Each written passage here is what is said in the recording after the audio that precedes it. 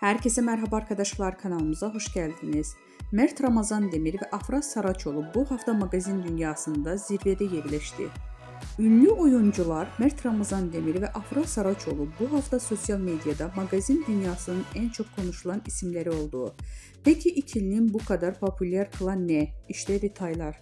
Bu hafta ünlü oyuncu Mert Ramazan Demir, Afra Saraçoğlu sosyal medyada en çok konuşulan, tartışılan isimler arasında zirvede yerleşti.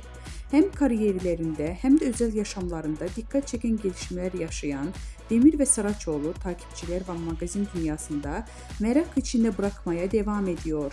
Mert Ramazan Demir son dönemdeki projeleriyle adından sıkça söz ettiriyor.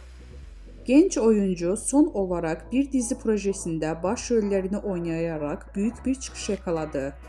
Hakkında çıkan dedikodular ve özel hayatına dair sorular ise Demir'in sosyal medyada yoğun bir şekilde konuşulmasına neden oldu.